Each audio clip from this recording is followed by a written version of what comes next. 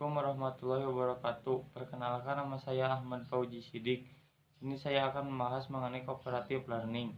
Pengertian cooperative learning atau pembelajaran kooperatif yaitu suatu pembelajaran kelompok dengan jumlah peserta didik 2-5 orang dengan gagasan untuk saling memotivasi antara anggotanya untuk saling membantu agar tercapainya suatu tujuan pembelajaran yang maksimal. Kemudian ada konsep dasar cooperative learning. Yang pertama, sebuah model pembelajaran yang memberikan kesempatan kepada siswa untuk belajar bersama sebagai suatu tim dalam menyelesaikan tugas-tugas kelompok untuk mencapai tujuan bersama. Yang kedua, selama belajar kelompok, tugas anggota kelompok adalah mencapai ketuntasan materi yang disajikan guru dan saling membantu antara sesama anggota kelompok yang lainnya sehingga. Assalamualaikum warahmatullahi wabarakatuh. Saya Muhammad Madum Ibrahim akan menjelaskan tentang karakteristik pembelajaran. Ada 6 poin karakteristik pembelajaran. Yang pertama itu adanya saling ketergantungan positif, saling membantu dan saling memberikan motivasi terhadap satu sama lain. Yang kedua, adanya akuntabilitas individual yang mengukur penguasaan materi itu sendiri. Tiap anggotanya, kelompok dan kelompok diberi umpan balik tentang hasil pembelajaran tiap anggotanya. Yang ketiga, kelompok belajar heterogen, baik dalam kemampuan akademik, jenis kelamin, suku, etnis, dan lain sebagainya. Yang keempat, pimpinan kelompok dipimpin secara demokratis. Yang kelima, keterampilan sosial yang diperlukan dalam kerja gotong royong diajarkan secara langsung. Yang keenam, guru melakukan observasi dan memberikan proses penekanan tidak hanya pada penyelesaian tugas, tetapi juga hubungan interpersonal sesama anggota kelompok yang lainnya. Bismillahirrahmanirrahim. Assalamualaikum warahmatullahi wabarakatuh. Perkenalkan, nama saya Nedi Rahayu. Di sini saya akan menjelaskan tentang langkah-langkah pembelajaran. Langkah-langkah pembelajaran terbagi menjadi 4 fase. Yang pertama, menyampaikan tujuan dan memotivasi siswa. Yang kedua, menyajikan informasi. Yang ketiga, mengkoordinasi siswa ke dalam bentuk kooperatif. Yang keempat, membantu kelompok bekerja dan belajar. Fase yang pertama, menyampaikan tujuan dan memotivasi siswa. Bentuk kegiatannya seperti guru menyampaikan tujuan pembelajaran yang akan dicapai dan memotivasi siswa. Fase yang kedua, menyajikan informasi. Bentuk kegiatannya seperti guru menyajikan informasi melalui demonstrasi atau melalui bahan bacaan. Fase yang ketiga, mengkoordinasi siswa ke dalam kelompok kooperatif. Bentuk kegiatannya seperti guru menjelaskan kepada siswa bagaimana caranya membentuk kelompok belajar dan membantu setiap kelompok agar melakukan transisi secara efektif. Fase yang keempat yaitu membentuk kelompok bekerja dan belajar. Bentuk kegiatannya seperti guru membimbing kelompok-kelompok belajar pada saat mereka mengerjakan tugas.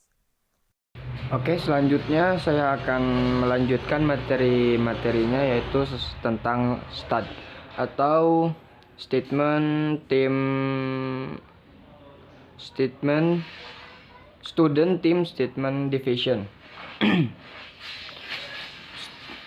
STAD ini yaitu yang pertama yaitu model pembelajaran kooperatif yang menggunakan kelompok-kelompok kecil dengan jumlah anggota tiap kelompok 4-5 siswa secara heterogen. Nah, di sini STAD ini merupakan metode pembelajaran kooperatif yang lebih mengutamakan siswa itu belajar dengan individual dan kelompok.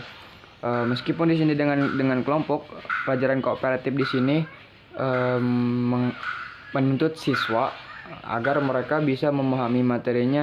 Meskipun dengan kelompok, mereka harus memahami materinya sendiri-sendiri, yaitu dengan cara menukar pikirankah atau bagaimana. Nah, yang selanjutnya yaitu menentukan skor.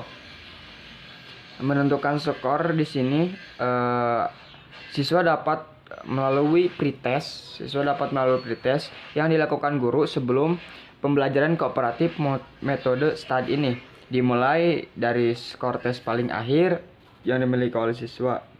Selain itu, skor pada awal dapat diambil dari nilai raport siswa pada semester sebelumnya.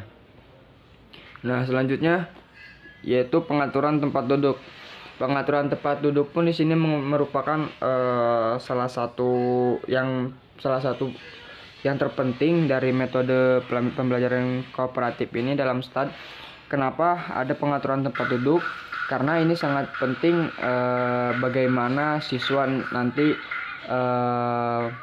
memperluas wawasannya kembali, karena dalam pengaturan tempat duduk ini mereka harus seorang guru harus bisa membandingkan mana siswa yang mempunyai tingkat kecerdasan di atas, di bawah, dan menengah.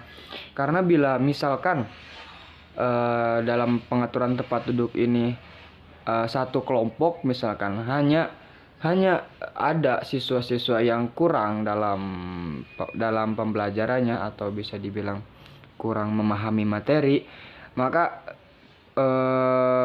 pembelajaran STAN ini tidak akan berjalan dengan baik, karena malah mereka tidak ada yang bekerja sama sekali. Makanya yang pintar, yang biasa saja, dan yang kurang, maka harus ada ketiga-tiganya dalam satu kelompok ini. Maka seorang guru harus bisa memilah dan memilih dan memahami karakteristik siswanya masing-masing. Kemudian yang terakhir, kerja kelompok. Nah, di sini adanya kerja kelompok yaitu agar siswa melatih kerjasamanya dengan pemikiran masing-masing yang berbeda, dengan argumen masing-masing yang berbeda, disatukan semua pemikirannya dalam satu tujuan, yaitu kerja kelompok yang akan mereka kerjakan, yang akan mereka lakukan. Maka pemikiran-pemikiran mereka dari setiap mahasiswa-siswa itu dalam satu kelompok harus dijadikan satu untuk mengerjakan misalkan satu tugas yang berbentuk kelompok. Assalamualaikum warahmatullahi wabarakatuh. Nama saya Ervan. Saya akan menjelaskan tentang masalah jigsaw. Yang 1. Siswa dibagi atas beberapa kelompok. Tiap kelompok anggotanya 5-6 orang. Kedua, materi pelajaran diberikan kepada siswa dalam bentuk teks yang sudah dibagi menjadi sub. 3. Setiap anggota mempelajari sub-bab yang ditugaskan dan bertanggung jawab untuk mempelajarinya. 4. Anggota dari kelompok lain yang telah mempelajari sub-bab yang sama bertemu dalam kelompok-kelompok ahli untuk mendiskualifikasikannya.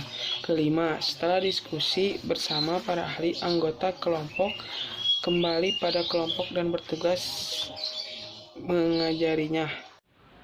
Bismillahirrahmanirrahim. Saya di sini akan menjelaskan poin berikutnya, yaitu group investigation. Ada beberapa poin di group investigation. Salah satunya yang pertama, siswa memilih subtopik khusus yang berasal dari masalah umum yang diberikan oleh guru. Di sini siswa akan diberi topik atau akan diberi sebuah tema ya yang diberikan oleh guru langsung. Sebab kenapa? Karena kalau kita dipilihkan oleh guru akan tahu mana yang harus diinvestigasi, mana yang enggak, dan kita akan mendapat awasan dari gurunya langsung. Langsung poin yang kedua, guru dan siswa merencanakan prosedur pembelajaran sesuai dengan tema yang telah disepakati. Ya, jadi di sini guru dan siswa itu memiliki tahap apa aja yang akan dihadapi, apa aja yang akan dilaksanakan agar semuanya bisa terkontrol, mau itu guru ke siswa dan siswa bisa mendapatkan pelajaran dari guru.